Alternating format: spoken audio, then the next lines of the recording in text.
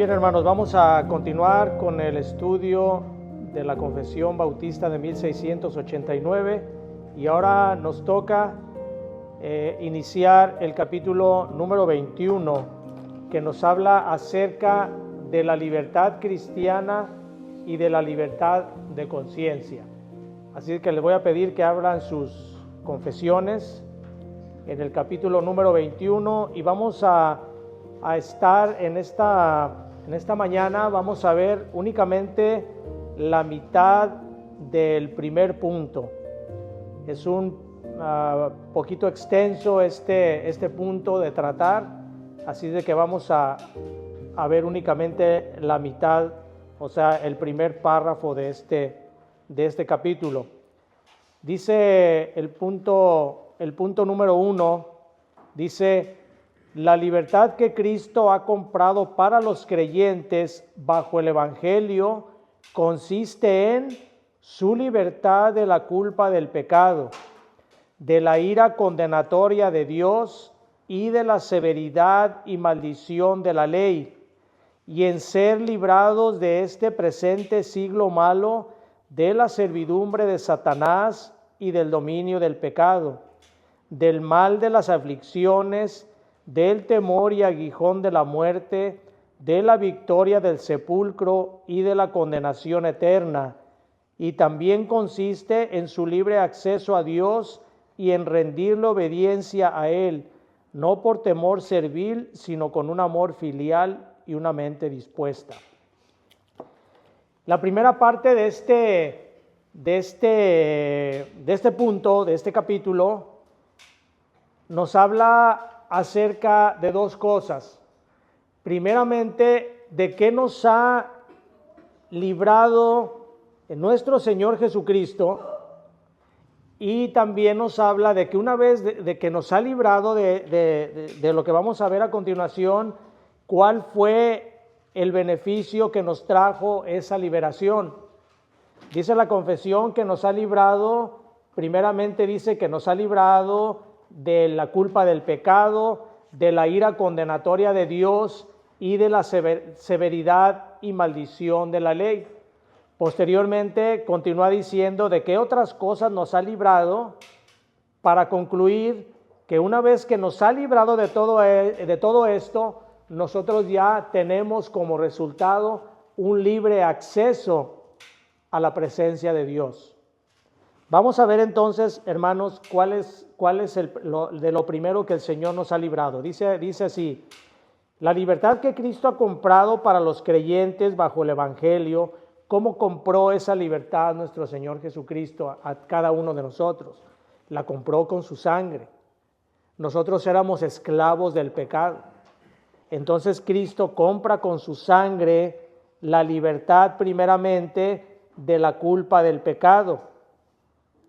Nosotros ya una vez que nuestro Señor Jesucristo nos restaura por medio del Espíritu Santo, nosotros ya entramos en una fase nueva, somos unas nuevas criaturas.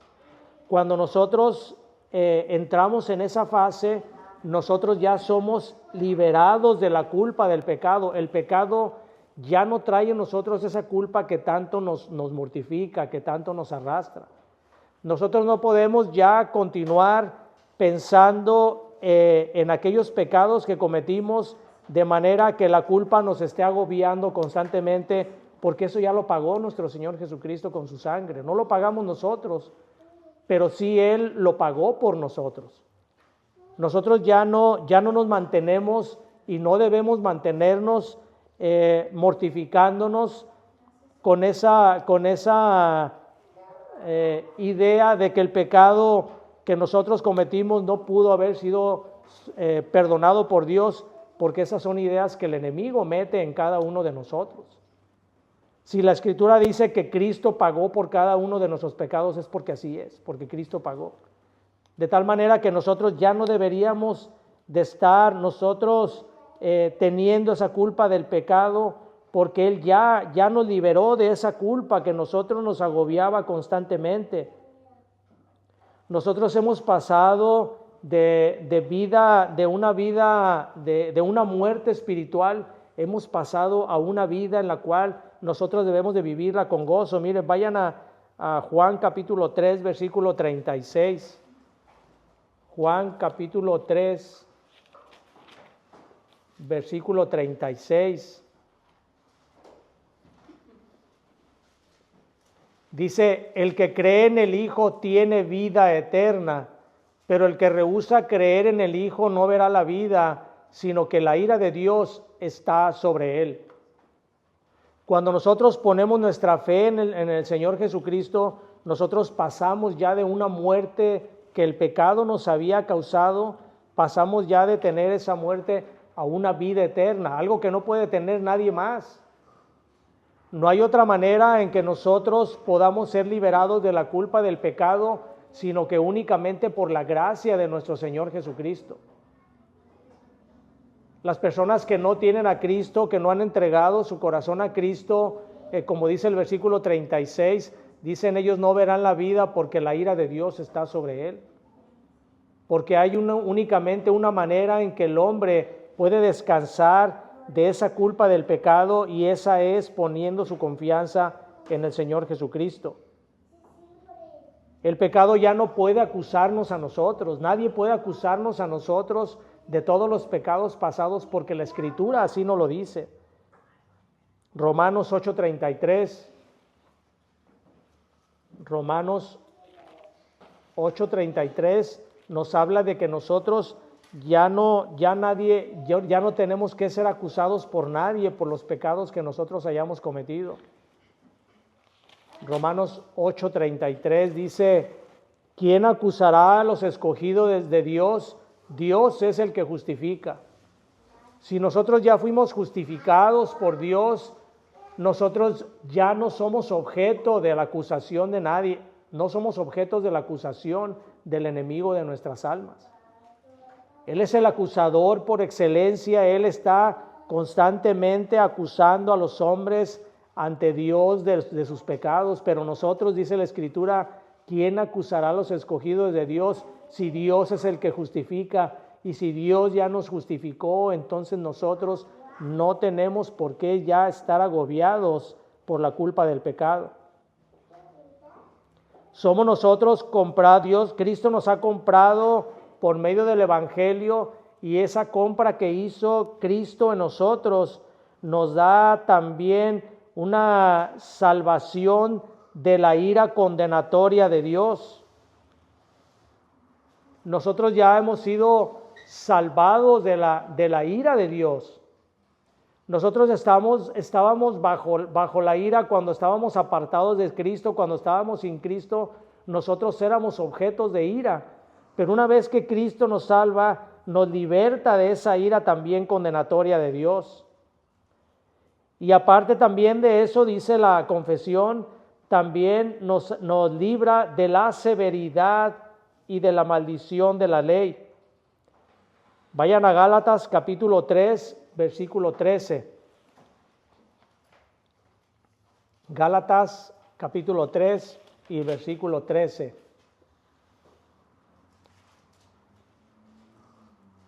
Dice, Cristo nos redimió de la maldición de la ley, hecho por nosotros maldición, porque está escrito, maldito todo el que es colgado en un madero. Nosotros antes de estar bajo la gracia, estábamos bajo la ley. Y cuando nosotros estábamos bajo la ley, a lo único que nos llevaba la ley era a la condenación, porque nosotros no podíamos cumplir la ley. Sin embargo, con la muerte de nuestro Señor Jesucristo y con su resurrección, nosotros fuimos ya liberados de esa maldición de la ley, porque ahora nosotros, aun cuando nosotros no estamos exentos de cumplir la ley, sabemos que no podemos cumplirla, pero es cuando nosotros tenemos a Cristo, que Él sí, habiendo cumplido la ley, habiéndose hecho maldición por nosotros, como dice aquí, fue y murió en la cruz por causa de nuestros pecados. Así es de que de las cosas que dice la confesión que nos liberta Cristo, es de la culpa del pecado. Ya no tenemos quien nos acuse a nosotros, no podemos ser acusados del pecado, de la ira condenatoria de Dios. Dios nos ha vuelto amigos de Dios, nos ha reconciliado con Dios, somos liberados de la ira condenatoria de Dios, pero también somos liberados de la severidad y la maldición de la ley, porque nosotros ya no estamos bajo la ley, sino bajo la gracia. Ese es lo que nosotros estamos ya caminando en Cristo, una gracia que nos ha sido otorgada por medio de la obra de nuestro Señor Jesucristo que hizo en la cruz. Dice la confesión que también nos ha liberado de en este presente siglo malo de la servidumbre de Satanás y del dominio del pecado. Satanás ya no tiene nada que hacer en contra de nosotros. Nosotros hemos sido libertados de la servidumbre de Satanás porque antes estábamos nosotros al servicio de Satanás, aunque no era una servidumbre extremista, como podemos ver, porque se oye muy drástico que nosotros, estando fuera de Cristo, estábamos bajo la servidumbre de Satanás. A nuestro pensamiento humano nosotros podemos darle unos tintes muy dramáticos, como si nosotros, al estar fuera de Cristo, fuéramos satánicos, pero no es así. Ese es el extremo ya de la maldad y del dominio de Satanás, aquellos que adoran a Satanás. Sin embargo, nosotros sí estábamos bajo el dominio de Satanás y hacíamos las cosas que él nos mandaba que hicieran, cosas que nos agradaban a nosotros. En la satisfacción de nuestra carne estábamos bajo el dominio de Satanás.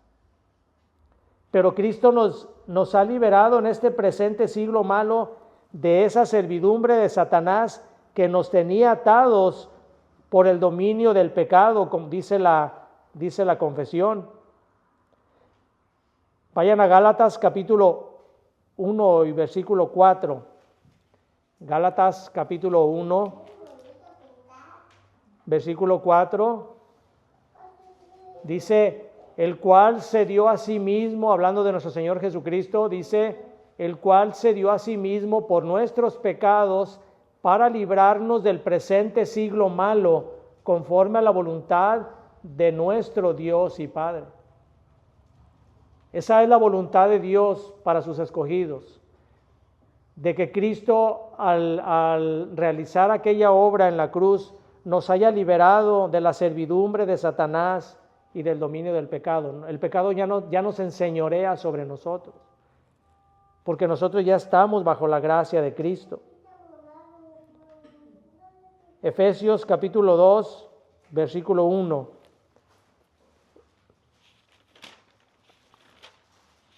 Efesios capítulo 2, versículo 1 al 3 dice, y Él os dio vida a vosotros cuando estabais muertos en vuestros delitos y pecados, en los cuales anduvisteis en otro tiempo, siguiendo la corriente de este mundo, conforme al príncipe de la potestad del aire, el espíritu que ahora opera en los hijos de desobediencia, entre los cuales también todos nosotros vivimos en otro tiempo en los deseos de nuestra carne, haciendo la voluntad de la carne y de los pensamientos, y éramos por naturaleza hijos de ira, lo mismo que los demás.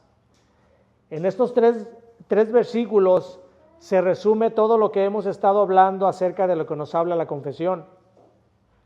Dice aquí el libro de Efesios que nosotros en otro tiempo anduvimos siguiendo la corriente de este mundo, y ¿qué dice? Conforme al príncipe de la voluntad de la potestad del aire. Se refiere a Satanás. Nosotros en otro tiempo vivíamos de acuerdo a los deseos de nuestra carne, de acuerdo a los deseos de nuestros ojos, a la concupiscencia de nuestra vida. Y todo eso era porque éramos motivados por los deseos o por las instrucciones de Satanás.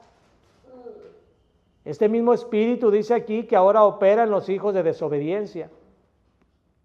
Todos aquellos que no son creyentes siguen así como nosotros anduvimos en otro tiempo, como dice aquí, en los deseos de la carne, haciendo la voluntad de la carne, y éramos hijos de ir a lo mismo que los creyentes son, que los incrédulos son ahorita. Un incrédulo actúa de acuerdo a los deseos de su carne, a sus deseos egoístas, pero nosotros actuábamos de esa manera y Cristo nos libertó de todo eso mediante el pago que hizo con su sangre para que nosotros pudiéramos tener esa libertad. Una vez que nosotros hemos sido liberados de todo ello, es entonces que nosotros ya entramos también a un libre acceso a Dios, como dice aquí la segunda parte de la confesión. Dice, y también consiste en su libre acceso a Dios. La libertad que Cristo nos da un libre acceso a la presencia de Dios. Dice, y en rendirle obediencia a Él, no por temor servil, sino con un amor filial y una mente dispuesta. Cuando nosotros venimos a los pies de Cristo, entregamos nuestro corazón a Cristo, nosotros somos reconciliados con Dios. Tenemos un libre acceso a la presencia de Dios. Pero esto se da únicamente porque Cristo nos libertó. Esto no se da porque nosotros lo merezcamos. Esto no se da tampoco en personas que no creen en Cristo, que no han sido transformadas por el poder del Evangelio. Esta entrada a Dios únicamente se da por esta libertad que Cristo ha comprado para nosotros. Y esto, hermanos, hay que recalcarlo porque incluso personas religiosas, pero que no han visto o que no han tomado a Cristo como su Señor y su Salvador, incluso ese tipo de personas religiosas también creen que tienen un libre acceso a Dios, pero no es así. Tenemos que sacarlos nosotros de ese engaño en el que viven, hablándoles del Evangelio, de la gracia de Dios. No hay otro nombre dado a los hombres en el cual podamos ser salvos, dice la Escritura. Únicamente en Cristo hay salvación. Y esa es la importancia que nosotros debemos darle al Evangelio y al compartir el Evangelio, de hablarle a la gente de que está caminando ellos bajo el dominio de Satanás. ¿Por qué? Porque es el que los tiene dominados y están haciendo los deseos que él quiere que hagan. Y una vez que hacen los deseos que Satanás quiere que hagan, entonces el acusador es cuando presenta sus argumentos ante Dios para mortificar y para atacar a aquellos que están bajo el yugo del pecado. Cuando nosotros hemos sido liberados de la condenación y tenemos un libre acceso a Dios, entonces nosotros amamos estar en comunión con Dios. Tenemos ese deseo de estar constantemente en comunión con Dios. Tenemos el deseo de estar manifestándoles nuestro amor, y como dice aquí la confesión, no por un temor servil a Dios, sino que Dios ha depositado en nosotros tanto amor y tanto agradecimiento que nosotros buscamos tener esa relación con Dios con un amor sincero, no fingido. Un amor firme, un amor entregado. Nosotros tenemos una relación con Dios como puede tener un hijo de un padre amoroso, o un hijo amoroso hacia un padre igual de amoroso. Vayan a Romanos capítulo 8, versículo 15, Romanos 8, 15, y ahí nos da una probadita de la manera en el cual nosotros podemos acercarnos a Dios con esa relación de amor, esa relación filial. Dice, pues no habéis recibido el espíritu de esclavitud para estar otra vez con temor, sino que habéis recibido el espíritu de adopción por el cual clamamos, Abba Padre. Y Abba Padre lo hemos expresado, lo hemos manifestado en diversas ocasiones, que se trata de una expresión de un hijo hacia un padre en el cual tiene una relación completa, una relación de amor. No sé de la manera que puede expresarse. Unos dicen que es como decirle a su padre papito, papi. Yo a mi papá no le decía de ninguna de esa manera, pero cuando yo le decía papá y me acercaba a él, lo expresaba yo de una manera amorosa y sentía el cariño de él hacia mí y él sentía el cariño mío hacia él, y era una relación que yo no podía sentir con ninguna otra persona de ese tipo. Entonces esa es la manera en que nosotros amamos a Dios, en que Dios nos ha dado esa gracia de poder tener esa relación íntima con Él. Una relación que no se puede entender, sino únicamente la podemos entender aquellos que realmente sentimos que Dios ha depositado en nosotros un amor hacia Él mismo por medio de nuestro Señor Jesucristo y por parte de su Espíritu Santo. Esa es la relación que nosotros tenemos. Nosotros amamos a Dios porque Él nos amó primero. Vayan a primera de Juan, capítulo 4, versículo 18. Con eso terminamos, hermanos. Primera de Juan. Primera de Juan, capítulo 4.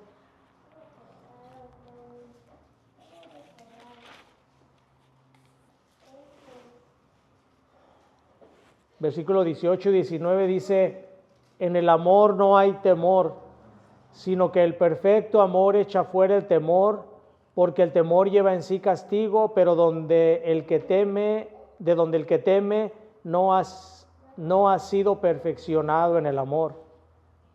Y luego dice el versículo 19: nosotros le amamos a Él porque Él nos amó primero. Nosotros tenemos a Dios no un amor de temor. Sí, como dice aquí el versículo 18, de donde el que teme no ha sido perfeccionado en el amor.